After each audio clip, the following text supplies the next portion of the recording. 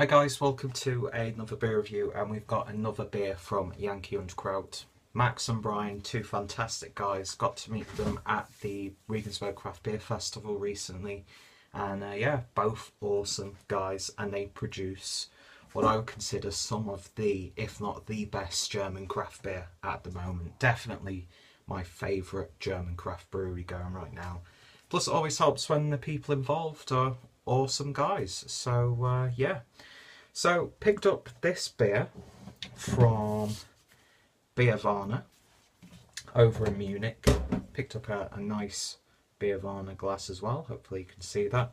Lovely little shop, very compact but such a massive range. It reminds me of the, is it the Ship and Mitre in Liverpool, that bottle shop? Like just like tucked in a little corner somewhere, but all the beers are stacked up really high. Yeah, fantastic place. Great range of beers, and yeah, stuff from all over the world, not just Germany. And yeah, I was like a kid in a candy shop. It was almost overwhelming for me. And yeah, I picked this up from there. So, the beer in question then is called Transfusion. And before we get into it, once again, Paul Grabowski,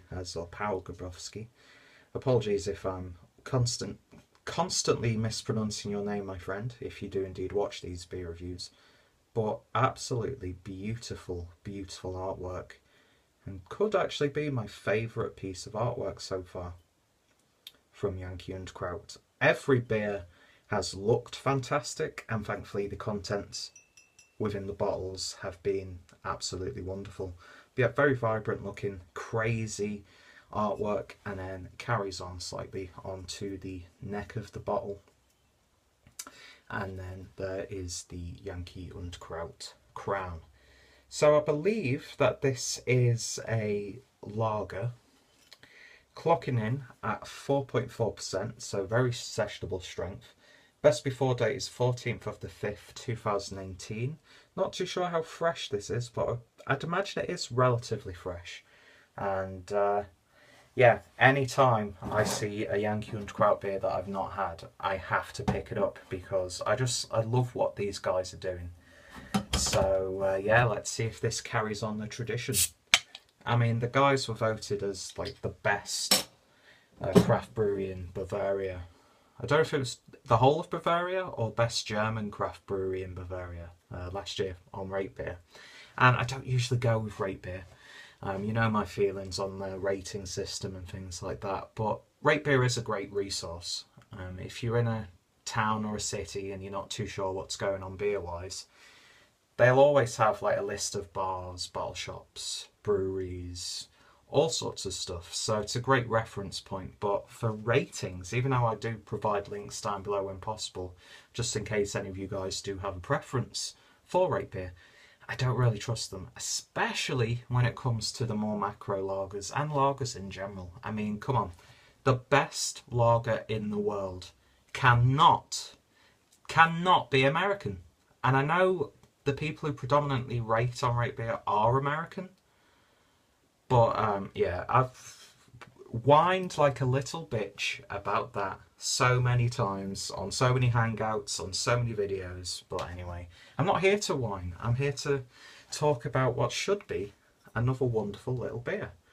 So let's pour it and see what we get. And it's definitely pouring like a lager or a pilsner. Yeah, it's got like a very slight like mist to it, but it is clear. Lovely golden in appearance, straw-like as well. Nice amounts of carbonation going up to that one finger's worth of a white, fluffy, foamy looking head. But yeah, it's definitely looking like a lovely little Helles beer so far. Let's see what we get on the aroma. Ooh, that's such a lovely, subtle, like, I don't know, cloudy smell. Cloudy smell, what the fuck? It reminds me of, it's a sweet back in the UK, made by Bassett's, and it's oh, what is it? There's blackjack, which is like the aniseed licorice one, but the fruit one where it's like pink and or orange and pink. Fruit salad, is that what it's called? I can't. It's got that sort of like really gummy, like mawam sort of jelly sweet aroma to it. Yeah, sort of like a slight grape. But the more I think about it, the more I'm getting more like berry characters in there, like lovely blueberry essence. And I'm a big fan of blueberries. It's one of the few healthier foods that I do like to eat. But yeah, I'm getting a lovely gentle blueberry aroma. Get a nice like lemony sherbet sweetness in there as well. It's very candy-like.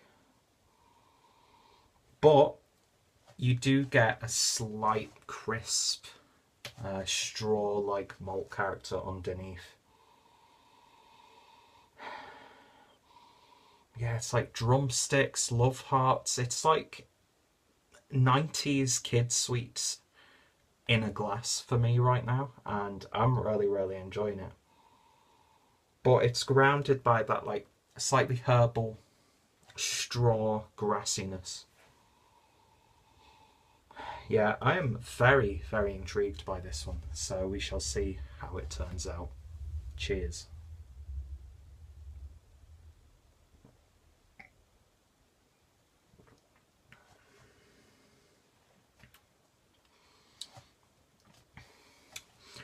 From the aroma, I was expecting a little bit more of a fruit-like character, but to my tastes, it's not too fruity, and that's a good thing because I've said this countless times again. When I see craft brewers, doesn't matter if they're German, doesn't matter who it is, when craft brewers do like a craft lager, craft pilsner, or craft interpretation of a classic style, and they just make it an unrecognisable, tasty but unrecognisable hoppy mess.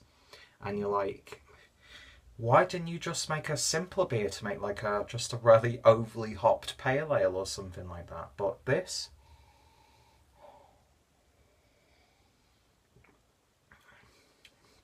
you do get slight berry tones in there. A little bit of a lemony character as well. But it has got a sense of graininess to it. It's a very light beer, actually. I'd say it's on the lower end of medium on the mouthfeel. Very crushable, very thirst quenching, refreshing. It's a very vibrant beer. And it's one of those beers that could actually be a terrible one to review because it's really quite simple. There are some little tweaks and twists in there. It's got a real sense of freshness and like lovely, just gentle, all-round sweet, fruity flavours in there that mix well with the style, but it's not like overly hoppy or anything like that. It's not a dull beer by any stretch. It's a simple beer that you don't really contemplate too much on. So I've basically saying that I've made this whole video pointless, but you know what I mean. It's like, this is a great beer if you're still a macro drinker, which is perfectly fine. Some of my favourite lagers are like what are very traditional German beers. So if you wanted something that you can leave your brain at the door, it's something a little bit new, it's got some nuances in there that you're not used to with like a regular Hellas beer, then this is a really great, accessible sort of adaptation of like a pale lager, if that makes sense. So very sherbety, that it's like got lovely sherbety to it. It's a lovely session beer all round. Is it my favourite beer that I've had from Yankee Kraut? No. But, you know, you're going to be bullshitting if a brewery does all the beers that you've tried from brewery, you're like, this is the best thing ever, this is the best thing ever, this is the best thing ever. All breweries brew a handful of beers that are just not to your taste. But I could see this being someone's like, whoa, get me 4 of these and that's mine, like, sorted. Perfect beer for a barbecue outside in this warmer weather. It's going to go beautifully with a burger, beautifully with a curry, beautifully with Chinese food, beautifully with like barbecue American cuisine, like lovely meaty, sticky Texas barbecue sort of stuff. It's going to go great for a light salad. It's one of those beers that just works well for many situations and for many different cuisines. And yeah, you can just drink it on its own, and it's a nice, lovely beer. Lovely, like grainy, grassy bitterness on the back end as well. Slightly dry, making you want to go in for another beer. And yeah, probably the most accessible beer that Yankee Kraut have done that I've had so far, which is a good thing, especially here in Germany, because it is booming right now, the craft beer scene, but there will be still people from the old school or younger people getting into beer who don't know where to start. They're a little bit put off by some of the ABVs and some of the flavour profiles that they read up on. So this is a great introduction to German craft beer. But if you're well versed in German craft beer, it's a very solid, sessionable lager with some nice fruity, gentle hoppy tones. And yeah, in the back of my mind I was worried that this could be like abused with hops. But yeah, it's a contemporary twist on a very traditional style, and I really, really appreciate that being here in Germany.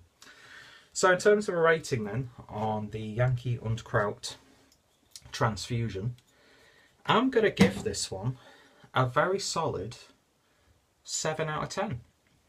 It's a lovely little beer, lovely sessioner, and I'm going to enjoy drinking the rest of it. So as always, check out Yankee Kraut, check out Paul Grabowski's artwork. Beautiful stuff when you look at some of the things he's done. Go over and check out Biervana as well if you find yourself in Munich. Definitely a bottle shop to hit up. And yeah, check out my Yankee and playlist. What? Check out my Yankee and Kraut Yankee und Kraut playlist down below for some more absolutely stellar examples of German craft beer. So anyway, if you've tried this one, as always, let me know your thoughts and opinions. What's some of your favourite beers that might sound like this? Give me some inspiration. And yeah, thank you guys for watching, and I shall hopefully see you all later. Cheers.